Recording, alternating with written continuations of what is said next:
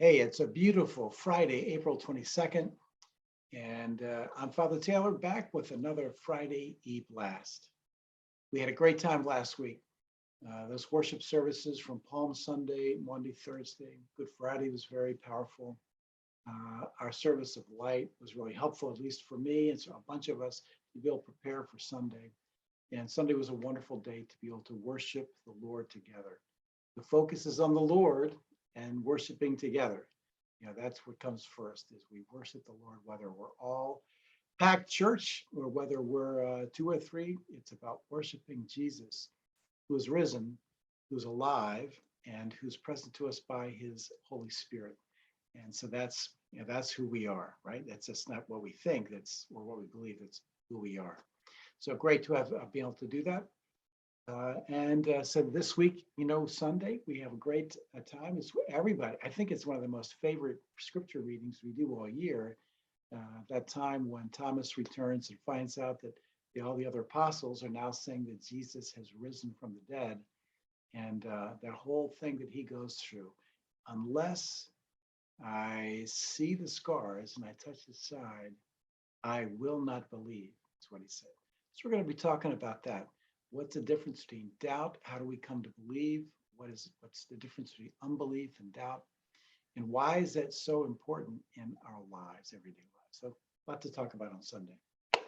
But today for the eBlast, I just want to take a couple of minutes to talk to you about something which it's present to many of us here, but I'm going to turn the lights on so we can talk about it.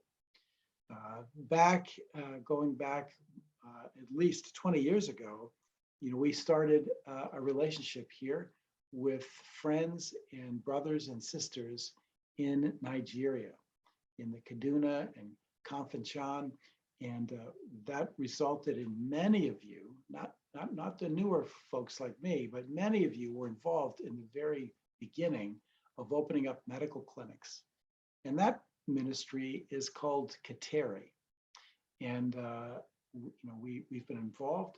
You remember Bishop Marcus Dogo, he's been here a bunch of times. So that's a very powerful ministry that we are involved with.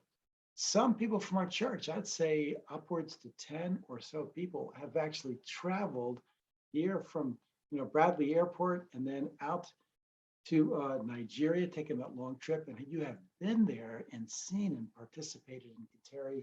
And that's a very powerful, life-changing experience. Once you see what the world is like and what we have and what most people don't have, man, it ever changes you. And so from time to time, we were, even before COVID, we were big on having fundraisers. Sometimes they would be focused at our church. Tapestry Singers, as a ministry was helping with that fundraising. The other half of the ministry in Nigeria is about the African Education Partnership, the AEP. And that somehow doesn't quite get the same amount of publicity as Qatari. It's really kind of like they fit together. One's about schools and education.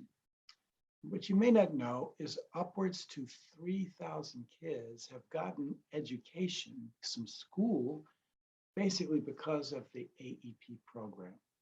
Bishop John, who was just here maybe about 2 months ago, really wonderful man of God. It's great to spend time with him.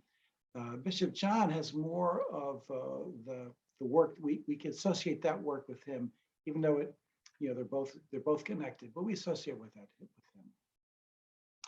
And we know that we have some people here that have traveled simply to work with AEP. The Shagnets and Graceland School came as a result of the partnership between a lot of folks at Trinity and some other folks to be helping building schools and providing for that.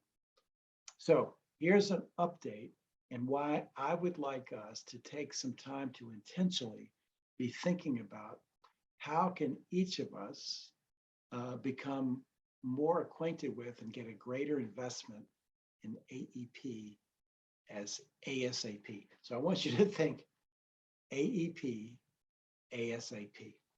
So first of all, As a bishop, every diocese, has a diocesan lawyer. They have different names, and depending on which country you're in. The Diocese of Connecticut has a chancellor, and there are several lawyers who work in the diocesan office. The lawyer or barrister that works with Bishop John was recently kidnapped. Now, in that region of kind of as you're approaching northwest, northeast Africa, that section where they are, that section, there have often been people who are largely very poor, who have figured out that with a few weapons and kidnapping the right people, particularly pastors who in the area, congregations come up with money. Or if you can grab an American, for instance, people will send money. And these people are hurting so bad that kidnapping became kind of a way of dealing with some things. But this one has turned out to be different because her name is Gladys, the lawyer who was kidnapped. When they posted a video, they sent the folks a video of her in captivity. It seems that this is not a group of ragtag guys who got together and tried to pull off a kidnapping. This seems pretty clear that it's the Boko Haram. And you know them from the news, kidnapping whole schools of kids and girls in particular. So that is extremely depressing, but that's an indicator of the uncertainty and violence that's sweeping through in that section right now. So first of all, we need to pray for her. Her name is Gladys, and we need to be praying that God will protect her, praying for her captors, that her captors will not be abusive, and we're praying for her release. Of course, the things they're asking for are huge. Like, we'd like all of Nigeria to become an Islamic state. I mean, this is pretty common, but for her and Bishop John, this is personal. So I ask your prayers for her. Second, because their inflation jumped up, and because of a variety of other circumstances, they are running short of some of their goals of completing the latest work. And so that means that there's a lot of fundraising that needs to go on. Now, I'm not asking you to give money, at least right now. I mean, you can. AEP sends out things. So I encourage you, if you're looking at ways to give and be helpful in the world, that's a great one. But I want to bring your attention to Bishop John, Gladys, and the whole situation of the AEP. We need to begin to become prayer partners for AEP. I am looking for people who would say, I'll become a prayer partner, and we will update you on situations and occasionally bring you together to be able to pray for what's happening in that section of Nigeria, which affects both of those bishops, but particularly for the AEP program. One of the great promises that AEP held was that kids, Christian and Muslim, were at the same school together. This is a place where Christian and Muslim often means violence, but in this school, kids, there was, I think 51% of the kids were Muslim. And so they were getting together, and it was a picture of the possibilities of Christians and Muslims living together in this region where that's often a conflict. And so it has a huge meaning. Kids are not going to get school any other way. People are just flocking, filling up the current schools and overcrowding. We really need to see this help. So I would like you to be praying for the AEP, the board. They really need to be able to expand the board, I think. It's my opinion, to expand the board, to make it, to give it more than just a few people who are voluntarily working on this side of the ocean, but to make that a larger and more, like a variety of people, not just Trinity people. But we need to pray that they get the right kind of people for the board. We also need to have the message at AEP get to the right kind of people that can write very large checks. Most of us think of ourselves as, man, we're doing all that we can, but there are people. I was just at a coffee shop today where a local foundation was recruiting a guy to be a board member. And so they're bringing him on board largely because, not just because he's a smart guy, because he's well connected with people that have the kind of incomes and wealth that they can give in large ways.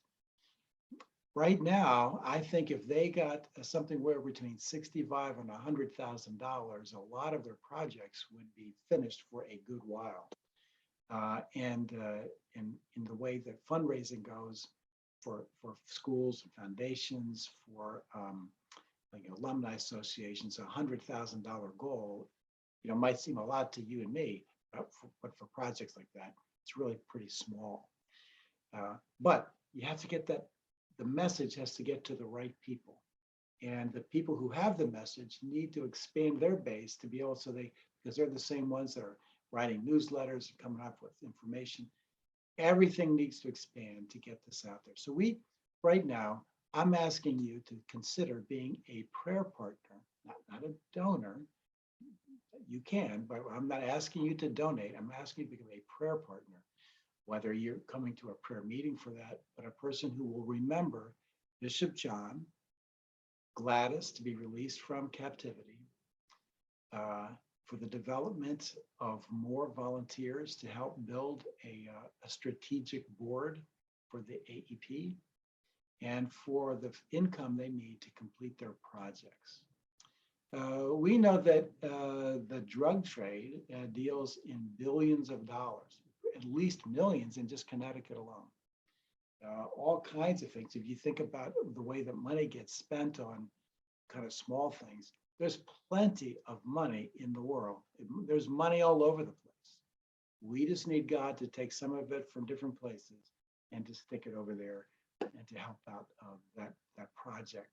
Because it's not just like a nice thing, it's an essential thing for kids to get an education, for kids to be able to get a perspective on their world, for the development of them as ability to work and to find jobs and to improve their neighborhoods and their villages, and also for this connection between Muslims and Christians to live together peacefully. There's a lot on the table. So today, I know the eBlast is mostly centered on it, but I want you to start praying about, thinking about the AEP, and the first need is for this woman, their barrister, their chancellor, to be released unharmed. So anyway, so it's great weather today. We have a lot of things getting ready to kick off again. All of you who have been watching our community conversations, if you haven't seen them, check out the website and go down and watch these conversations. My conversation last Tuesday was with the Chief of Police, Nick Bolter. It's great to have him on, very informative stuff. There's been so much feedback about why we love these conversations. Now I'm thinking about, hey, what's another 6 weeks? Who are 6 other people we could talk to and take a little break, but then to get back and do these community conversations. So if you got some ideas, let me know. But prayer, turn to the Lord. Hopefully we'll see you Sunday. Thanks.